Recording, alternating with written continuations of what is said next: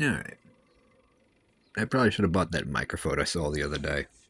I think it was like one of the ones that I saw a couple people using on TikTok. It's like that little, it looks like a chapstick with a fuzzy ball on the end. I should have bought that the other day. But anyway, yeah, TikTok is a babysitter.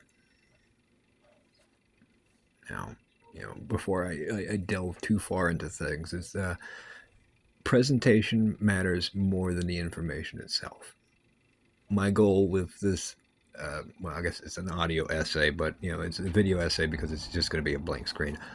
Is to try and get you to realize that you're putting yourself and others in a cage, of both like non-existent high standards and like hypocritical stances.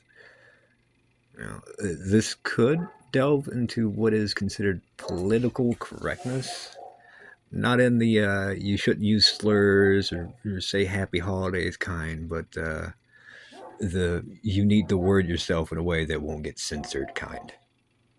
And I'm going to cover a number of topics that can be triggering. I've probably missed some, but the ones I'm going to cover is war, genocide, sex work, death, medical stuff, history, suicide, censorship, and like powerlessness. All right. First order of business is to understand how people like to receive information. Uh, I forgot the word for the type of diagram that I have in front of me. It doesn't matter because this is just going to be a blank video. I used it back when I worked in IT for building websites. We start with the core, and this would be the website. The website's main function, or in the topic of the video, the information, the entertainment, or the idea, and then it spider the webs out with like smaller bubbles that are support or features that brings the entire package together. And sometimes like those bubbles can be inside of an even larger bubble. And all right, well, people like simplicity and quality, which can be opposing forces a lot of the time. How does one get something across without burying someone in information and details while also keeping it simple? So they get the message. It's simple. You only give enough info and details to support the core. For example, let's take the quote unquote war in Palestine. You know, for the core, women and children are being slaughtered indiscriminately under the cover that Hamas was in a nearby building, or like the children could be like a Hamas midget, or some bullshit excuse. So we go back to that diagram. The core is genocide. It is inside a bigger core that is war. And from here we can go into another direction, spider webbing out with other information and details. So the first one I'm going to add is apathy. By calling it a war, you're already controlled by the wording, because when you hear the word war, you'll think violence, death, and suffering that is unavoidable in war. So immediately, right out the gate, your expectations have been set, because it's war, violence, death, and suffering, which is never okay, but it becomes a status quo. So it's so simple to just brush it off. And a little bubble out from that would be the justification behind it, which is Hamas itself led a terror attack prior to this era of this war in Palestine. This has been going on since like the end of World War II. But that's justification. It blinds people, both us and Israel, because it is human nature not to separate the actions of a few from the whole. So casualties become even more acceptable because they might not, they might become, or they might be helping Hamas. And if you don't know for sure, it is so much easier to just close off to an entire group of people which also ties into how we treat like gender, which includes men, women, and like the entirety of LGBTQ plus. God, I was worried I wouldn't be able to say all them letters together, but and race, religion, and politics.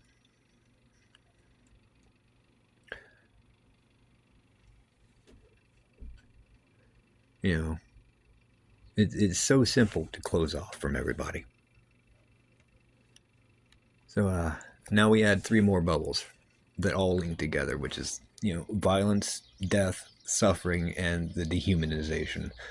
This is already too much information for a majority of people, especially if it relies on having to confront your own biases. And the bias in this case would be how we view war and how like the suffering and death and all that's unavoidable. But war begets violence. Violence begets death, suffering, and dehumanization, which in turn begets more war. So I'll just state here, like one dead child is too high a price for one terrorist. A demolished city that displaces the people, not the terrorists, which in turn can create more terrorists, is too high a price. And the violence and unstable living situation can create more terrorists simply because the injured survived and have to live in an unstable state where basic necessities required to live are not available. Like, can you even go outside to attempt to find necessities without being gunned down or blown up? Yeah, which leads to blame. Like, why did I deserve this? Who is responsible for the atrocities that have happened to me, my friends, and my family? If I'm already considered a terrorist for simply living in an area with terrorists, I may as well become one and get revenge. And then on the flip side, we've got the Hamas attack that started this era of this war. From the Israel's point of view, uh, the violence, death, and suffering was also undeserved towards them. And if I'm going to live in an unstable situation and I'm not seen as different from my government or ruling class and I'm considered your enemy, I may as well get revenge too. It's very much the prisoner's dilemma game theory in play. I'm not going to get into it. You can look that up yourself. But yeah. And the dehumanization is very much tied to the history going all the way back. It's not new, which means like other countries can brush it off as like, oh, it's been going on so long. Why should I care? So let's touch the history.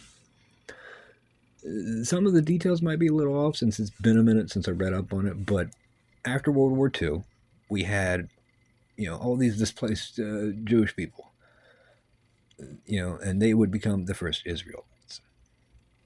And I think the Britain Empire at the time had control over most of Palestine. So the Allies decided to split off the part of Palestine they controlled and gave it to those Jewish people. And this is where the dehumanization started. One part, the world saying, like, you don't deserve your country. And then you got the Israelites, I don't know the words, believing they have a right to it after enduring so much during World War II and no longer having a home. And then later down the line, their ancestors, having only known Israel after World War II, see it as, their home. It's theirs.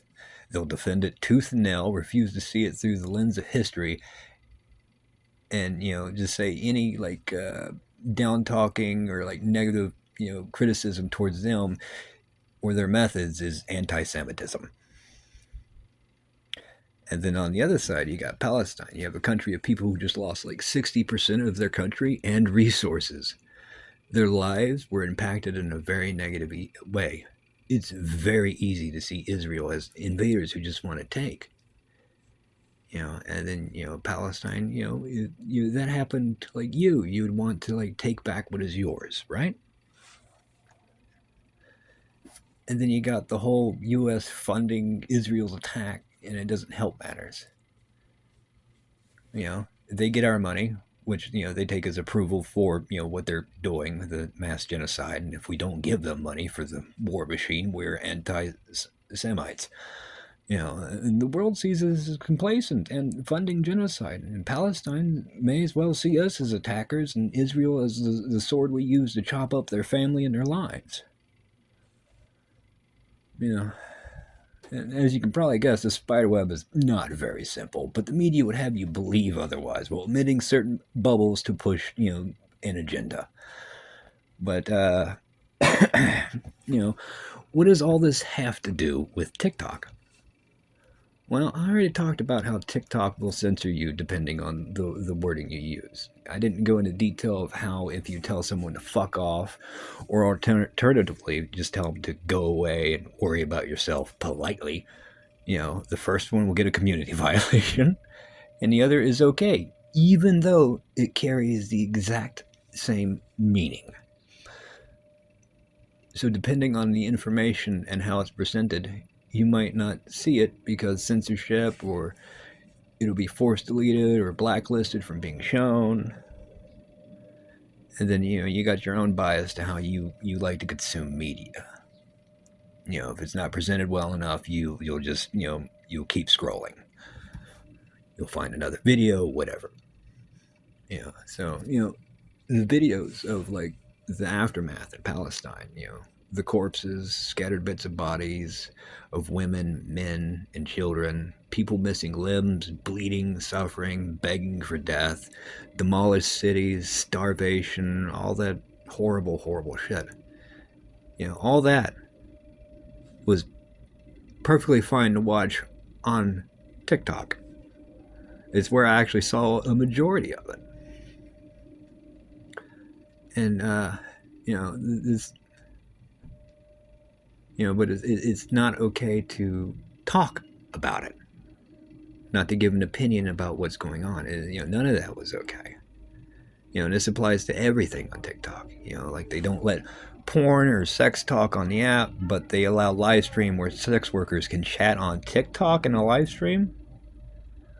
And then, like, usually in the frame of the camera on TikTok is like you can see another camera, and like they've got their lower parts blocked off either by a table or something, but the second camera is pointed directly towards their junk, and they're usually going to town on themselves, and it's out of view, so it's allowed on there, and they're not talking about it, so it's allowed. And then usually in the stream on TikTok, they'll have links to that other stream that you can go and see the action. And I hate that it's like I've noticed this because I'm a little bit of a night owl, and this usually happens after midnight. At 3 a.m., you're guaranteed like 3 types of things on TikTok in live streams at night. At 3 a.m., you're guaranteed either a Chinese or a Japanese live stream in a language you don't understand. And random sex workers doing this shit on your For You page. Occasionally you'll see like other streamers and like a handful of other people, but a majority is that because like most people in our country are asleep. It's like, but all this made me realize that we love putting ourselves in cages, taking away our own freedoms with the bars either placed by ourselves or the communities we run and are a part of, or the corporations dictating what is allowed and isn't. The biggest example is the rhyming language that we use on TikTok to skirt around community violations, like saying sewer slide instead of suicide. Alright, I think I'm just going to skip this bit where I just complain about something that has nothing to do with the video, so bear with me. Let's see, yeah, that's like just like 5 paragraphs of just bullshit that has nothing to do with this. But it's like the 5 paragraphs I've skipped over is just basically me giving reasons for specific actions I've done recently. But it doesn't have anything to do with the video, so I'm just skipping over it. But anyway, the point I was going to make with that was people are more accepting of information You know, when we look at a situation and we want understanding, we want it simple. And people are more ready to accept one good reason over like 5, 6, 7, 8, how many ever fucking reasons with varying degrees of impact. I don't know why that is, but you know, it happens.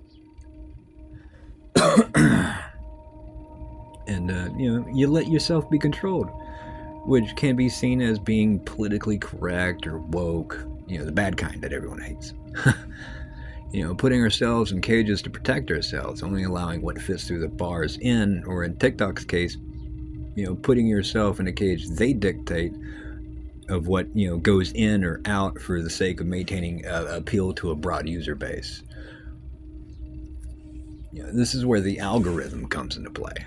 Depending on what you like, you search for, the information about you they gain from like data scraping out from outside sources. You know, TikTok will place you in certain bubbles of content. You know, like a certain bubble of like content and ideas would be like, well, the misogynist side of TikTok. You know, like say how Andrew Tate is no longer on TikTok because he got fucking banned, right? But the ideas that he perpetuates on is still on TikTok in other people in those bubbles of content.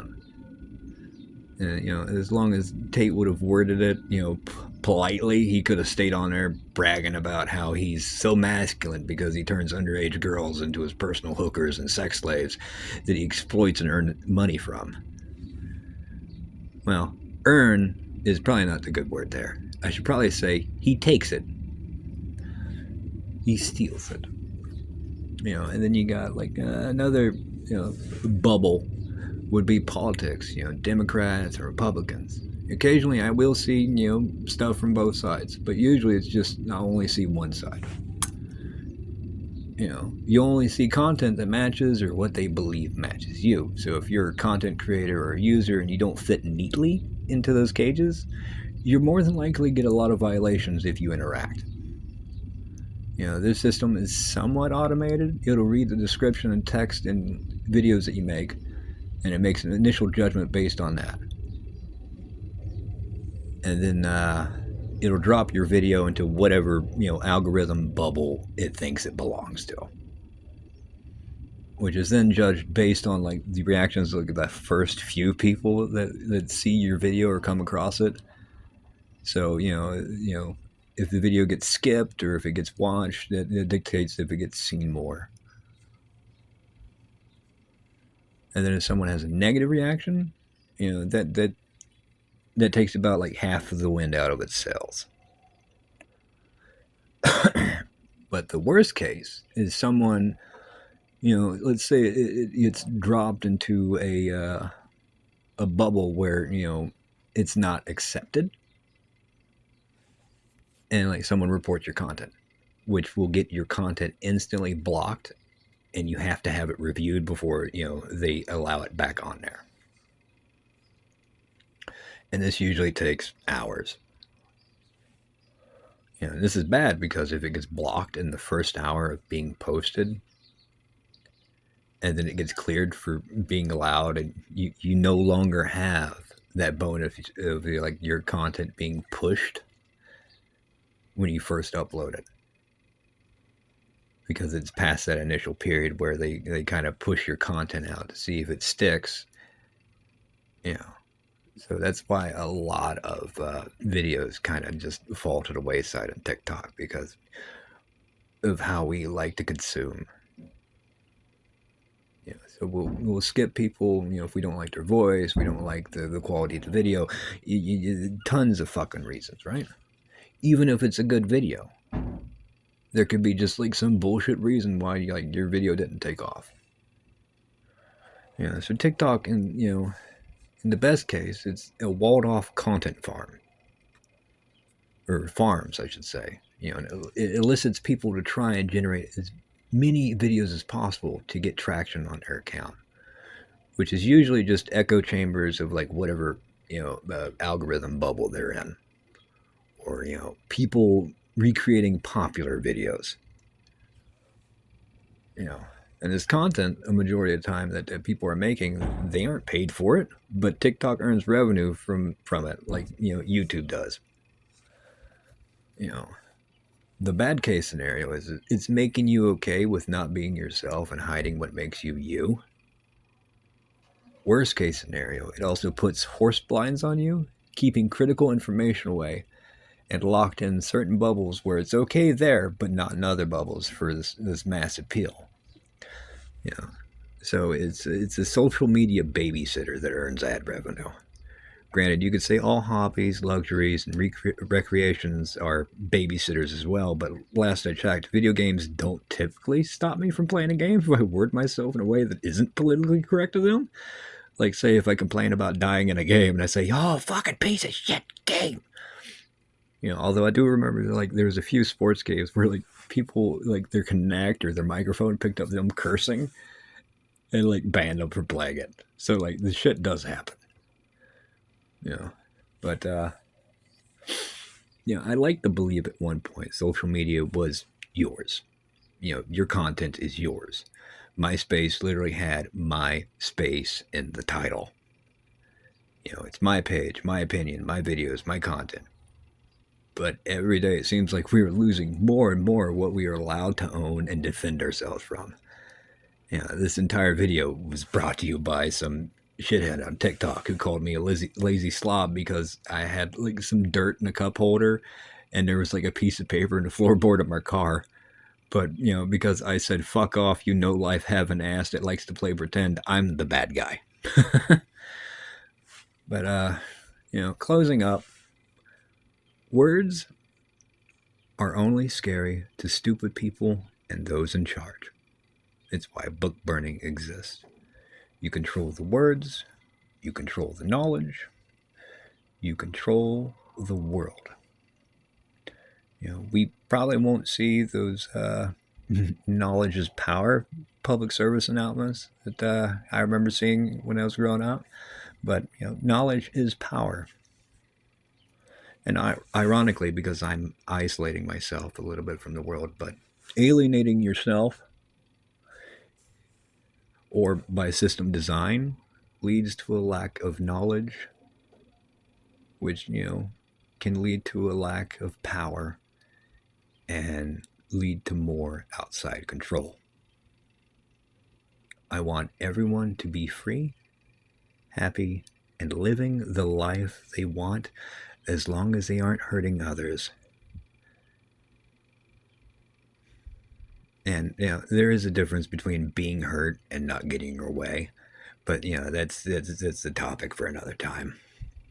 Anyway, stay safe.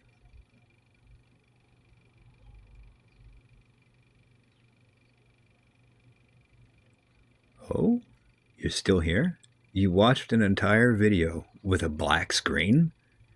That didn't entertain you with visuals? I'm so fucking proud of you.